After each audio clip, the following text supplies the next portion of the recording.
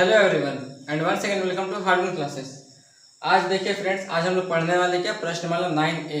तो अभी तक हम लोगों ने क्या देखा था, हम लोगों ने 3 टॉपिक क्लियर कर चुका है। इसमें क्या क्या, पहला था विलोपन विधि, सेकंड था हमारा क्या प्रतिस्थापन विधि, और थर्ड हमारा क्या था फ्रेंड्स तो वज्रघूर्ण विधि। और आज जो हम जानने वाले क्या है, आज की हमारे क्लास में क्या है, आज हम लोग पढ़ने वाले वर्ड प्रॉब्लम के बारे में। मतलब क्या कि आपको सवाल को बनाना वही है विलोपन विधि से, या फिर आप जैसा भी विधि अच्छे से समझे हो, जो भी विधि उसे आपको बनाना उस हिसाब से है। लेकिन आपको अभी पढ़ करके सवाल को उस हिसाब में कन्वर्ट करना है, और उसके बाद फिर आपको वैसा विधि लगा करके सॉल्व करना है। तो मैं आपके सामने कुछ 4 से 5 क्वेश्चन समझाऊंगा, बाकी आपको सॉल्व खुद से ही करना है। मैं सिर्फ आपको समझा दूंगा कि इसे सॉल्व कैसे करना है और इसे बनाना कैसे है समीकरण में, बाकी आपको सॉल्व खुद से ही करना है। क्योंकि अब तक आपको ये समझ में आ चुका होगा कि विलोपन विधि से हम लोग कैसे बनाते हैं, या बाकी जो बचा हुआ जो 2 विधि है उसे हम लोग कैसे बनाते हैं। चलिए शुरू करते हैं। देखिए आज का हमारा पहला क्वेश्चन क्या है कि 12 कलम और 3 पेंसिल का दाम दिया हुआ कितना 63 रुपया, ठीक है, तथा और 14 कलम और 6 पेंसिल का दाम कितना दिया हुआ है तो 76 रुपये दिया हुआ है। तो आपसे पूछा क्या जा रहा है कि 1 कलम और 1 पेंसिल का दाम बतावे। तो यहाँ भी क्या करना है, सिंपल से बात, अगर जब भी ऐसा कोई क्वेश्चन देगा, मैं आपको पीडीएफ दे दूंगा फ्रेंड्स, डिस्क्रिप्शन में पीडीएफ का लिंक दिया हुआ है, आप वहां से डाउनलोड कर लेना, ठीक है। तो देखिए जब भी ऐसा कुछ क्वेश्चन दिया रहेगा तो सबसे पहले मानते हैं। देखिए क्या मानते हैं, तो आपसे जो पूछा जाए आपको वही मानना है। तो देखिए क्या पूछ रहा है हमसे, 1 कलम का दाम और 1 पेंसिल का दाम पूछ रहा है। तो मान लेते हैं कि माना 1 कलम का दाम, तो माना 1 कलम का दाम। और मैंने आपको बताया था कि मैथ बनाने में आपको अल्फाबेट का यूज तो करना ही पड़ेगा। और अल्फाबेट में क्या आता है पहला, तो मान लीजिए क्या है 100 रुपये है, ठीक है, और 1 पेंसिल का दाम कितना है, तो मान लीजिए है y रुपया है, ठीक है। अब आते हैं पहली शर्त के अनुसार। तो देखिए प्रथम शर्त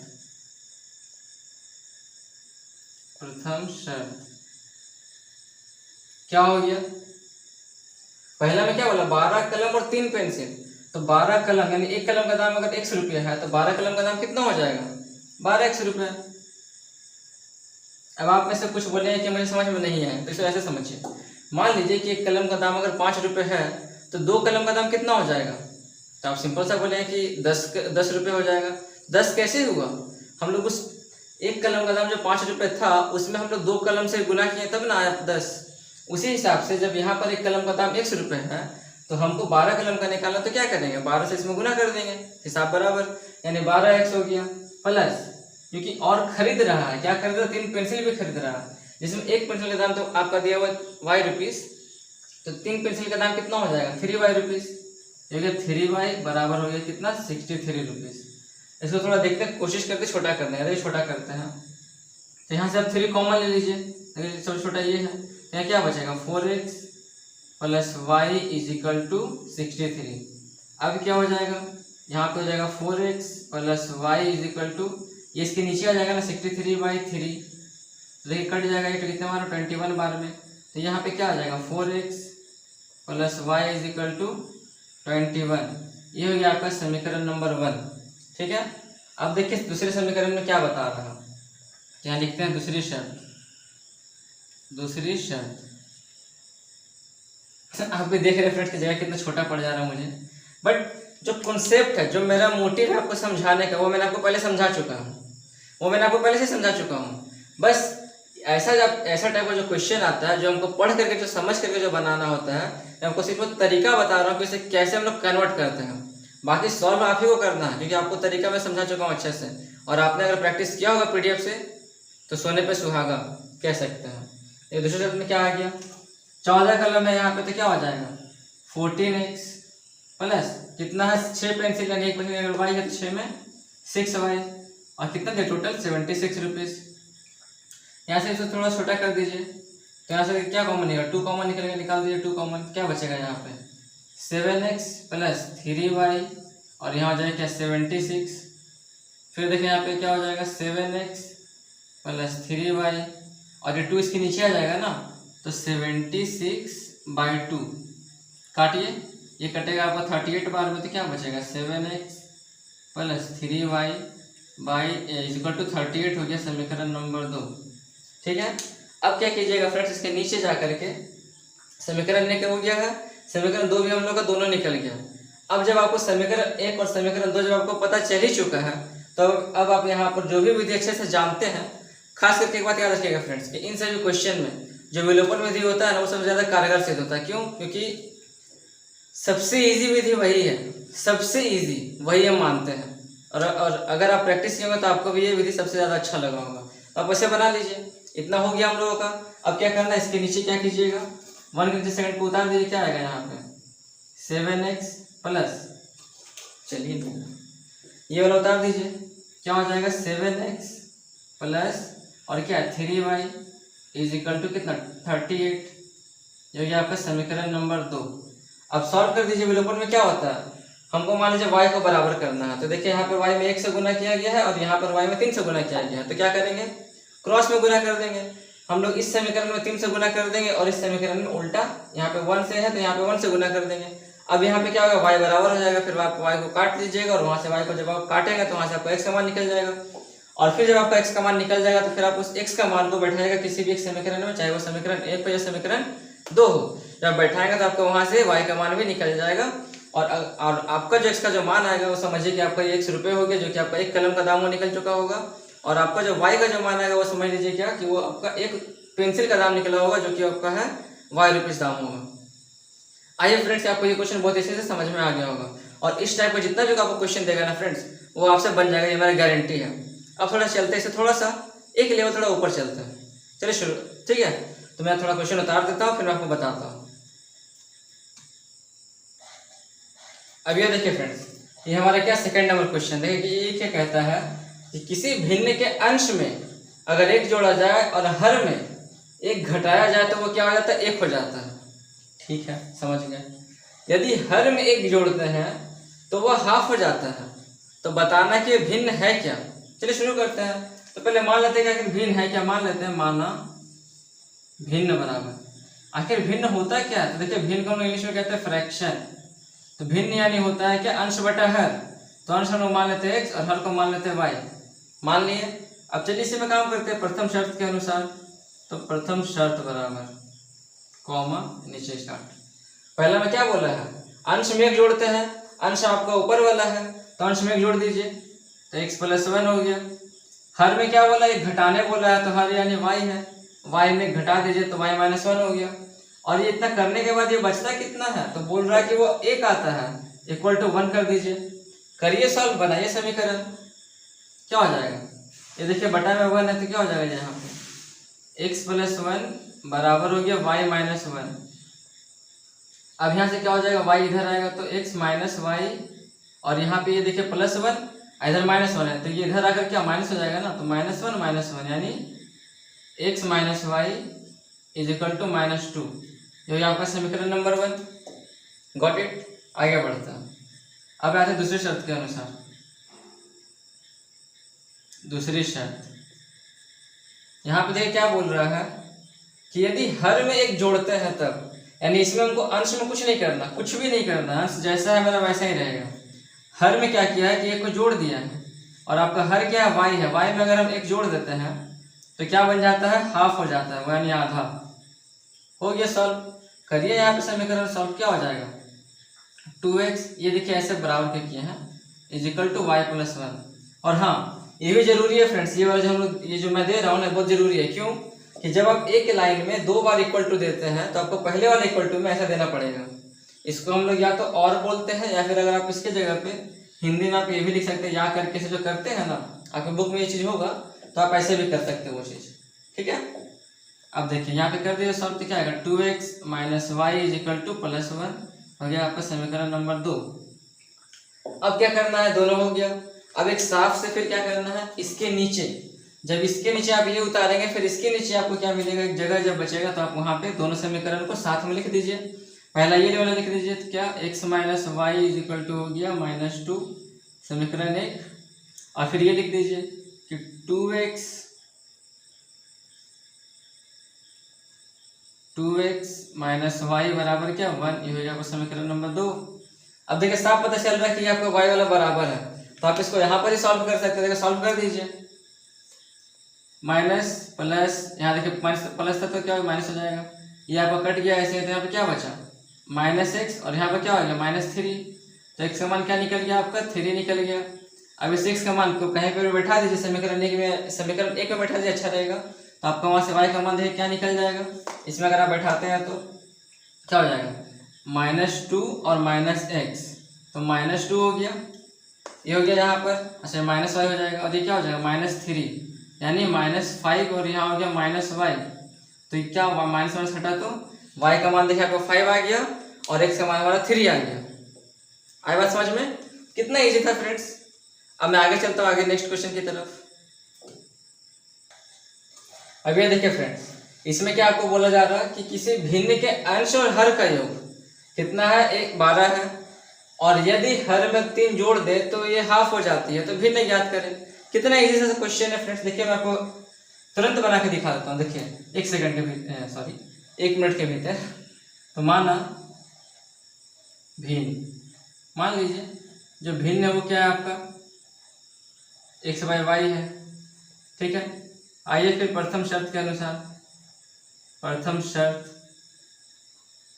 क्या हो जाएगा, ये क्या बोला अंश और हर का योग। अंश हमारा x हो गया, हर हमारा y हो गया, तो x + y कितना दिया हुआ है आपका, तो ये दिया हुआ 12। यही आपका समीकरण नंबर 1।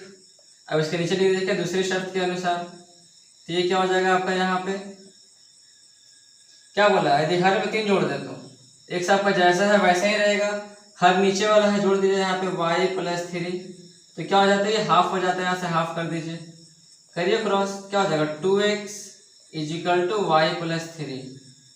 फिर यहाँ पे क्या हो जाएगा 2x - y = 3। समीकरण नंबर 2 हो गया। अब क्या करना है, अब यहाँ पे जो समीकरण 2 है उसको फिर से साफ साफ लिखे इसके साथ, नीचे में x + y = 12 हो गया समीकरण नंबर 1 आपका। फिर आया है 2x - y = 3 हो गया समीकरण नंबर 2 हो गया सॉल्व। अब देखिए ये मेरा पहले से बराबर लग रहा है, तो इसे हम लोग यहीं पर ही सॉल्व कर सकते हैं क्या। ये तो ऐसे कट के जोड़ने पे ये क्या हो जाएगा 3x और ये क्या हो जाएगा आपका 12 × 3 = 15। x का मान पर क्या निकल गया 5 निकल गया।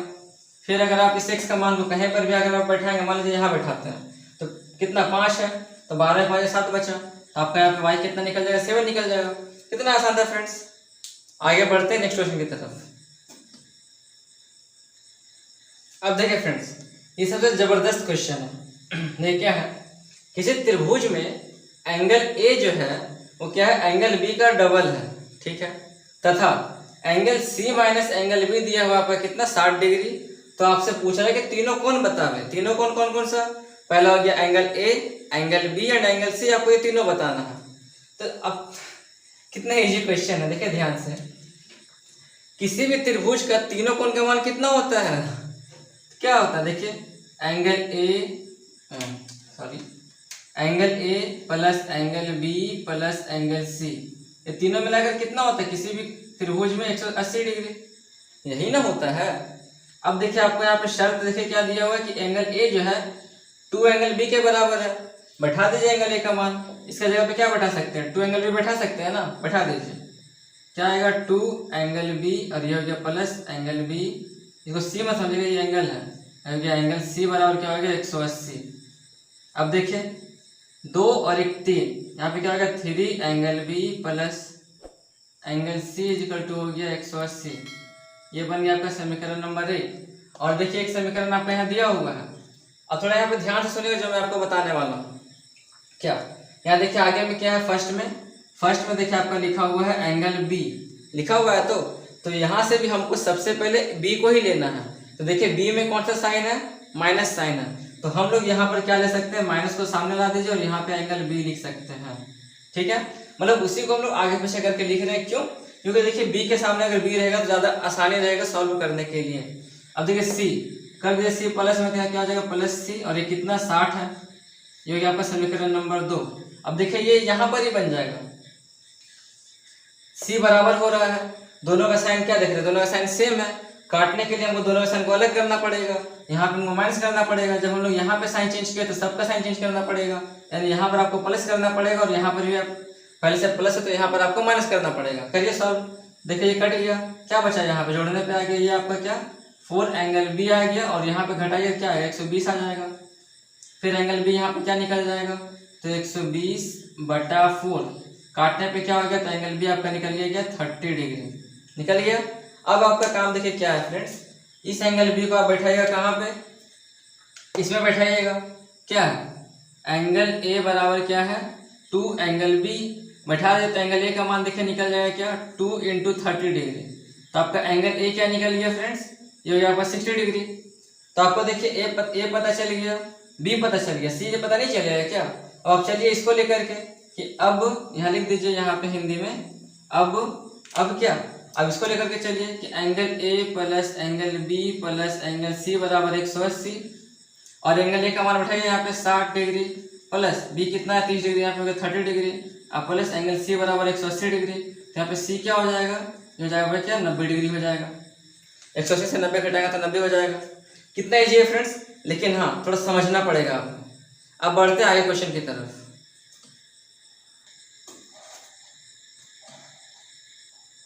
देखिए फ्रेंड्स, इस क्वेश्चन में क्या बोल रहा है, बहुत ही जबरदस्त क्वेश्चन है फ्रेंड्स, ये भी दिमाग लगाने वाला क्वेश्चन है। देखिए क्या है, 2 अंकों की संख्या अपने अंकों के योग के 4 गुनी है।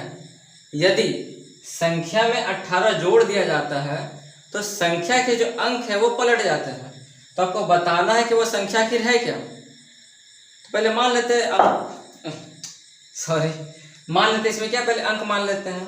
तो माना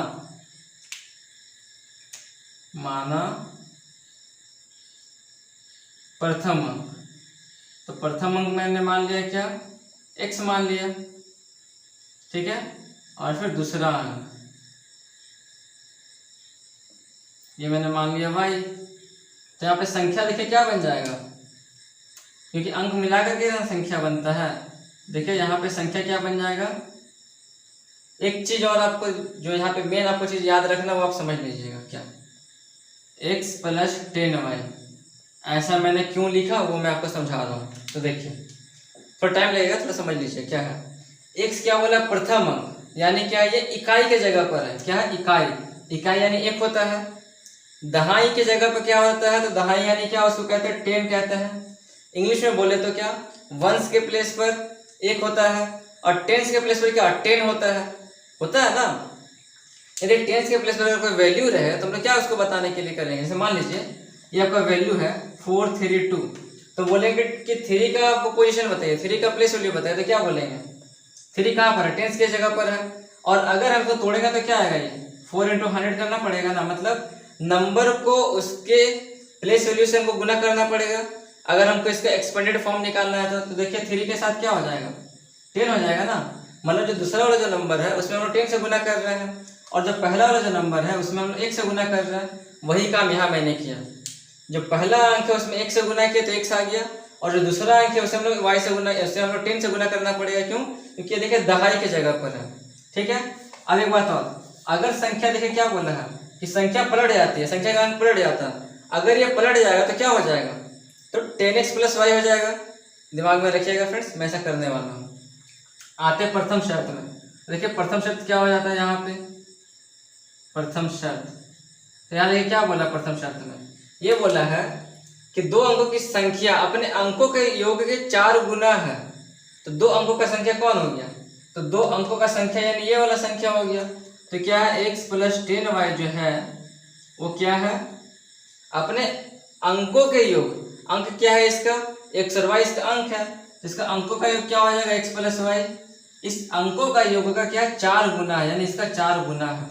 बन गया समीकरण 1। करिए सॉल्व, तो क्या हो जाएगा यहाँ पे x + 10y बराबर क्या हो जाएगा 4x + 4y। मैं इतना ही बेकार कर रहा हूँ क्योंकि आपको तो पता चल ही चुका है कैसे बनता है, समीकरण सॉल्व होता है। फिर मैं आपको थोड़ा बता देता हूँ। करिए सॉल्व, यहाँ पे तो क्या हो जाएगा, ये x को उधर लेकर जाए तो क्या हो जाएगा 3x, और 10 को भी उधर लेकर जाए तो क्या हो जाएगा -6y बराबर 0। अब यहाँ पे कॉमन ले लीजिए 3 को, तो क्या बचेगा, 3 कॉमन लेने पे यहाँ पे बचेगा क्या x, और यहाँ क्या बचेगा देखिए 3 दूना 6 यानी 2y, और यहाँ तो 0 है, जो कि आपका समीकरण नंबर 1। ठीक है, आगे बढ़ते हैं दूसरी शर्त में। अब देखिए दूसरी शर्त में क्या बोल रहा है, यहाँ पर ये बोल रहा है कि यदि संख्या में 18 जोड़ दिया जाता है, संख्या आखिर है कौन सा, ये मतलब संख्या है, तो संख्या में यानी x प्लस 10y में अगर हम लोग 18 जोड़ देते हैं तो क्या होता है कि संख्या का जो अंक है वो पलट जाता है, यानी 10 जो y के साथ है वो क्या हो जाएगा 10x के साथ गुना हो जाएगा, पलट तो यही जाएगा ना। तो क्या हो जाएगा यहाँ पे 10x प्लस y हो जाएगा। अब यहाँ पे सॉल्व कीजिए, यहाँ पे एक समीकरण बनाइए तो देखिए क्या हो जाएगा, x को लेके जाइए उधर, मतलब सबको उधर लेके चले जाए तो क्या बचेगा 9x, और यहाँ देखिए प्लस में 10 है, इधर आके -10 हो जाएगा। तो 1 से अगर 10 को घटाएंगे तो क्या माइनस में आएगा ना हमारा वैल्यू, यानी -9y, और ये क्या हो जाएगा 18। 9 में यहाँ से कॉमन ले लेते तो क्या बचेगा x माइनस वाई, और यहाँ पे देखिए 9 दूना 18 होता है तो यहाँ पे 2 हो जाएगा। अब ये आपका समीकरण नंबर 2 करिए सॉल्व। अब इसके नीचे लिख दीजिएगा समीकरण नंबर 1 को, यानी x माइनस 2y बराबर 0, समीकरण 1।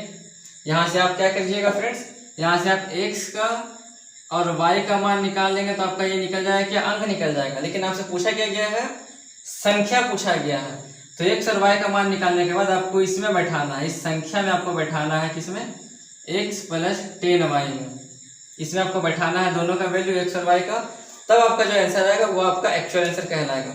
इसी टाइप का फ्रेंड्स आपका 2 से 3 क्वेश्चन दिया हुआ है, मतलब कम से कम 4-5 क्वेश्चन है, सॉल्व कीजिएगा समझ में आ जाएगा।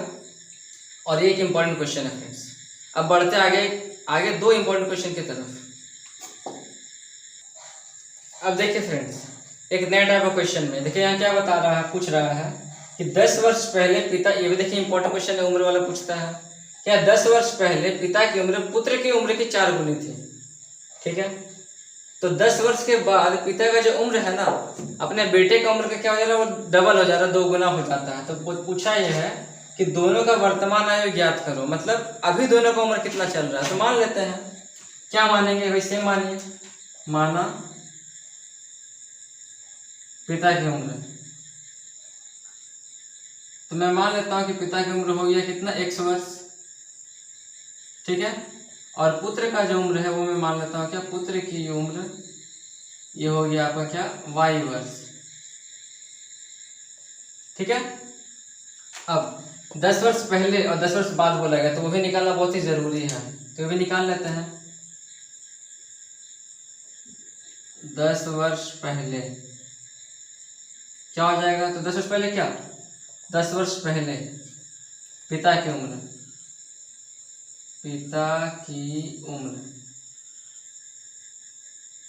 आपको ठीक से दिखाई दे रहा है ना फ्रेंड्स, हाँ आपको ठीक से दिखाई दे रहा है। कितना हो जाएगा, 1 से -10, सिंपल सी बात है ना, इतना हो गया, इतना वर्ष। फिर क्या आगे, पुत्र की उम्र, तो यहाँ पे क्या आ जाएगा, y माइनस 10 वर्ष, आया समझ में। अब इसके नीचे देखिए आपको ये लिखना है, ये वाला जो मैं लिखने वाला हूँ, प्रथम शर्त, क्या आ जाएगा, प्रथम शर्त। अगर आप मेरे साथ साथ बना रहे हैं तो और भी बहुत अच्छा बात है, आपके दिमाग में तुरंत जाके बैठेगा। क्या बता रहा, 10 वर्ष पहले पिता की उम्र, तो 10 वर्ष पहले पिता की उम्र कितना है, x माइनस 10 है, करिए यहाँ पर क्या, x माइनस 10, ये क्या बोल रहा है, जो है ना वो क्या, पुत्र की उम्र का 4 गुना था, तो पुत्र की उम्र कितना है, 10 वर्ष पहले। अब देखिए 10 वर्ष पहले बोला है, तो 10 वर्ष पहले हमको दोनों को लेना पड़ेगा, पिता का उम्र भी 10 वर्ष पहले लेना पड़ेगा और पुत्र का उम्र भी हमको 10 वर्ष पहले लेना पड़ेगा। तो इसका भी ले तो क्या हो जाएगा, y माइनस 10 हो गया। लेकिन क्या बोला है सवाल में कि 10 वर्ष पहले जो पिता का जो उम्र था ना, वो उसके बेटे का उम्र का क्या था, 4 गुना था, 4 से गुना कर दिए। करिए सॉल्व, निकालिए समीकरण, क्या आएगा, x माइनस 10, यहाँ पे हो गया 4y माइनस 40, तो यहाँ पे क्या आ जाएगा, x माइनस इधर आके हो जाएगा 4y माइनस 40 और प्लस 10 क्या हो जाएगा आपका, -30, हो गया आपका समीकरण नंबर 1। अब मैं मिटा रहा हूँ फ्रेंड्स, ठीक है, तो हो गया समीकरण नंबर 1। अब क्या करना है, अब आते सेकंड कंडीशन में, दूसरे शब्द में देखिए क्या बोल रहा है कि 10 वर्ष बाद, अब देखिए बाद बोल दिया, तो बाद में हम लोग क्या करेंगे, बाद में देखिए इसके नीचे लिखेगा ये वाला वर्ड जो मैं लिखने जा रहा हूँ, 10 वर्ष बाद यानी ज़्यादा का बाद, मान लीजिए अभी आपका 12 साल हो रहा है, तो आपका 10 वर्ष बाद कितना साल हो जाएगा, 22 साल, यानी 10 आपस में जोड़ रहे हैं ना, यहाँ पे हमें जोड़ना है, तो फिर यहाँ पे लिखना पड़ेगा क्या कि 10 वर्ष बाद पिता की उम्र क्या हो जाएगा, x प्लस 10 वर्ष, और फिर क्या, जो पुत्र का मूल्य क्या हो जाएगा, तो y प्लस टेन वर्ष हो गया। अब यहाँ पे लिखिए क्या, दूसरी शर्त के अनुसार, इसको मैं मिटा देता हूँ, फिर वही सेम काम कीजिए। क्या करना पड़ेगा यहाँ पर आपको, दूसरी शर्त के अनुसार, यहाँ लिखिए दूसरी शर्त, दूसरी शर्त। यहाँ क्या बोला है कि 10 वर्ष के बाद पिता का जो उम्र है, यानी पिता का उम्र कितना हो गया, x प्लस 10 हो गया ना, लिख दीजिए x प्लस 10, ये जो है बेटे का उम्र का 2 गुना हो जाएगा। तो बेटे का उम्र 10 वर्ष बाद कितना हो जाएगा, y प्लस 10, क्योंकि जब बाप का उम्र जब 10 वर्ष बढ़ रहा है तो बेटा भी तो 10 वर्ष बढ़ रहा है ना, तो इसमें क्या करना, 2 गुना हो जाएगा, 2 से गुना कर दीजिए। अब सॉल्व कीजिए, यहाँ पे क्या हो जाएगा, x plus 10 is equal to 2y plus 20, फिर क्या हो जाएगा x माइनस 2y, और यहाँ पे क्या हो जाएगा, घटाने पे बचेगा 10, हो गया आपका समीकरण नंबर 2। अब मैंने जो समीकरण 1 लिखा था वो आप इसके नीचे लिख दीजिएगा समीकरण 1 को, वहां से x और y का मान निकाल दीजिएगा समीकरण सॉल्व करके, क्योंकि आपको अच्छे से आता है समीकरण सॉल्व करना, तो वहां से आप इसका मान निकाल लीजिएगा समीकरण सॉल्व करके, x और y का मान निकल जाएगा तो आपका ये हो जाएगा दोनों का मान। ठीक है, अब बढ़ते हैं नेक्स्ट क्वेश्चन की तरफ, जो कि आपका इसी उम्र वाले चैप्टर से ये थोड़ा सा हट के है, थोड़ा वो भी मैं ट्राई करता हूँ आपके लिए। चलिए शुरू करता हूँ। अब ये देखिए फ्रेंड्स, मैंने आपको बोला कि मैं अभी लूंगा उम्र का क्वेश्चन, लेकिन मैंने लिया क्या, एक अलग सा क्वेश्चन लिया, तो ये मुझे सबसे यूनिक सा क्वेश्चन है, इसलिए मैंने इसे ले लिया। थोड़ा सा ये इंपॉर्टेंट है, थोड़ा सा ये हट करके है, और थोड़ा सा दिमाग लगाना, बस हल्का सा दिमाग लगाना। देखिए क्या है, बोला क्या गया है कि 2 व्यक्ति है, दोनों के आय का अनुपात, यानी दोनों जितना कमाता है ना उसका अनुपात देखिए क्या दिया है, 9:7 दिया हुआ। ठीक है, यानी 9, एक कमाता है 9, दूसरा कमाता है 7, फिर क्या है, और खर्च कितना करता है, तो देखिए पहला कमा रहा है 9, ज्यादा कमा रहा तो ज्यादा खर्च करेगा, वो देखिए खर्च कर रहा है 4, और दूसरा खर्च कितना कर रहा है, तो वो खर्च कर रहा है 3। तो बताना है क्या, फिर देखिए क्या बताया है, कमाने के बाद जितना वो खर्च करता है, खर्च करने के बाद उसके पास जो सेविंग बचता है, जो उसके पास जो बचत होता है पैसा का, वो है दोनों के पास ही बचता है 2-2 हज़ार रुपये। तो बताना यह है कि उनकी आय कितना है, मतलब वो कमाते कितना है। देखिए इसे आप ऐसे समझिए, जो आय वाला हिस्सा है उसको लोग मान लेते हैं x, ठीक है, और जो खर्च है उसको लोग मान लेते हैं y के टर्म में। तो मान लीजिए यहाँ पे क्या माना, आय कितना हो गया, x मान लेते हैं। तो हम लोग इसे ऐसे नहीं लिखेंगे, बल्कि ऐसे लिखना अच्छा रहेगा कि माना प्रथम व्यक्ति की आय बराबर, तो प्रथम व्यक्ति की आय कितना हो जाएगा, कितना देखा 9 दिया है, अनुपात हटा के कुछ दे देते हैं, हम लोग बताया था ना मैंने आपको, क्या हो जाएगा 9x, और फिर दूसरा व्यक्ति, यानी आप द्वितीय भी यहाँ लिख सकते हैं, दूसरा व्यक्ति का आय क्या हो जाएगा, यहाँ दूसरा व्यक्ति का आय क्या हो जाएगा 7x। ठीक है, अब जो खर्च है यहाँ भी सेम कीजिए कि माना प्रथम व्यक्ति का खर्च बराबर, कितना खर्च कर रहा है, देखो 4 खर्च कर रहा है, इसमें हम y ले लेते तो क्या हो जाएगा 4y, और जो दूसरा व्यक्ति वो लगा दीजिए, तो दूसरा व्यक्ति का खर्च बराबर क्या 3y। इतना समझ में आ गया आपको फ्रेंड्स। इसे अगर आप कॉपी में नोट्स बना रहे हो तो इसे आप लिख लीजिए, क्योंकि मैं अभी मिटाने वाला हूँ। इतना समझ में आ गया ना, थोड़ा समझ लीजिए। और पहला व्यक्ति का हमारा 9x, खर्च कर रहा है कितना 4y, बचाता कितना है, तो बचाता है 2000। तो हम लोग इसे ऐसे लिख सकते हैं, प्रथम शर्त में कि पहला के लिए 9x माइनस 4y बराबर 2000 हो गया, समीकरण नंबर 1। अब दूसरा शर्त देखिए क्या हो जाएगा, इसमें देखिए क्या बोल रहा है, इसमें क्या है, तो कमाता है 7x और खर्च कितना कर रहा है, देखिए 3y खर्च कर रहा है, और ये भी उतना ही बचा रहा है। कितना बचा रहा है, तो ये भी बचा रहा है कितना 2000, समीकरण नंबर 2। अब तो आपको पता है फ्रेंड्स क्या करना है, इसके नीचे लिखिए, इसको समीकरण 1 के नीचे लिखिए समीकरण 2 को, दोनों को सॉल्व कीजिए और वहां से क्या निकालिए, x का मान निकालिए। और आपसे यहाँ पे पूछा गया है कि उनकी आय बतावे। देखिए जो आय है दोनों का बताना है, दोनों का आय में क्या जुड़ा हुआ है, x जुड़ा हुआ है, तो सिर्फ आपको क्या करना है, सिर्फ x का मान निकालना, y का मान मत निकालेगा, क्योंकि आपसे ये खर्च नहीं पूछ रहा, सिर्फ आई पूछा है और आई में देखिए क्या एक्स जोड़ा गया है ना, तो यहाँ पे क्या करना है, एक्स का मान निकल गया, उस एक्स का मान को आप पहले में बैठा दीजिए 9 इंटू एक्स, जो भी आपका मान है, मान लीजिए एक्स का मान आपका ये 2000, तो इस एक्स में यहाँ बैठा जाए 2000 तो क्या हो जाएगा 9 दूना 18,000, और दूसरा में क्या हो जाएगा ये, तो 2 सत्ते 14,000 यहाँ पे हो जाएगा। आई होप कि आपको ये क्वेश्चन बहुत अच्छे से समझ में आ चुका होगा फ्रेंड्स।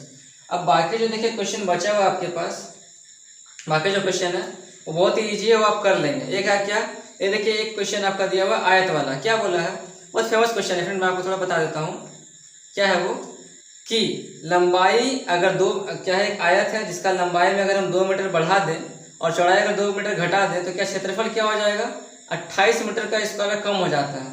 जबकि लंबाई में अगर 1 मीटर कम कर दे और चौड़ाई अगर 2 मीटर बढ़ा दें तो क्षेत्रफल 33 मीटर बढ़ जाता है। तो आयत का क्षेत्रफल ज्ञात करो, बता दूं क्या, चलिए बता ही देता हूँ। लेकिन हाँ फ्रेंड्स, मैं इसके लिए क्वेश्चन नहीं उतारूंगा, आपको मैंने क्वेश्चन पढ़ के बता दिया, मैं आपको फिर से पढ़ के बता देता हूँ, और बाकी तो आप पीडीएफ में देख ही लोगे, यहाँ मैं नंबर लिख दूंगा, ठीक है। चलिए शुरू करते हैं, पहले इसे रफ कर लेता हूँ जल्दी से।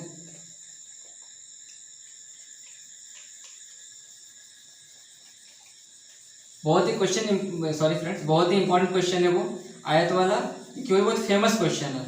और मैंने आपको पहले बताया था ना फ्रेंड्स कि जिसका भी मैथ कमजोर है, मैं हर एक स्टूडेंट का मैथ को पूरा स्ट्रांग कर दूंगा, क्योंकि अर्चना मैथ का जो बुक है इसमें मैथ को इस प्रकार से अरेंज ही किया गया है ना कि जो भी कमजोर है उसके लिए ये बहुत बेसिक से लेकर के हाई लेवल तक क्वेश्चन दिया हुआ है।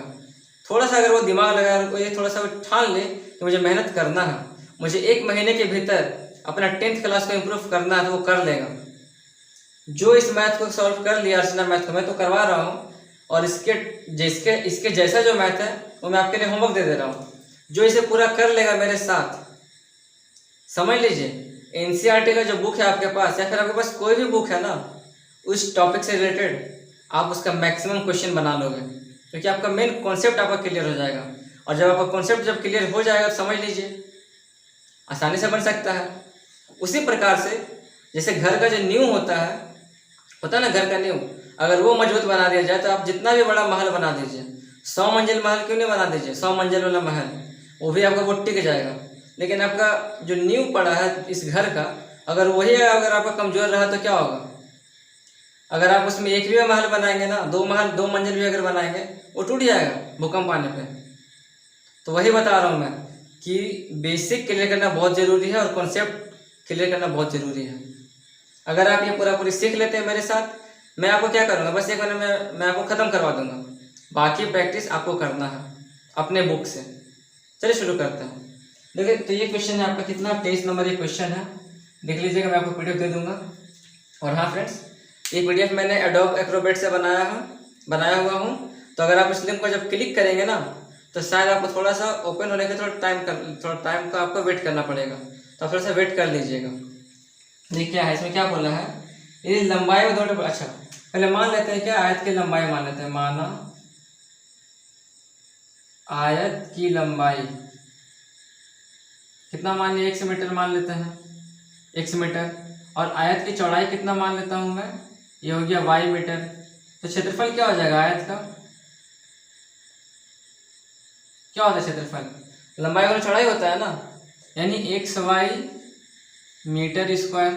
अब करिए प्रथम शर्त के अनुसार, तो देखिए क्वेश्चन में देखिए क्या बोल रहा है कि आयत की लंबाई में 2 मीटर की वृद्धि। तो देखिए लंबाई कितना है x, इसमें 2 मीटर बढ़ाने बोला, चलिए बढ़ा देते हैं, ठीक है। फिर क्या बोला है, और चौड़ाई में 2 मीटर घटा देते हैं, यानी चौड़ाई है घटा दीजिए 2 मीटर, यानी y - 2। तो क्षेत्रफल क्या हो जाएगा, इसमें कितना घट रहा है, तो एक्स वाई में 28 घट रहा है।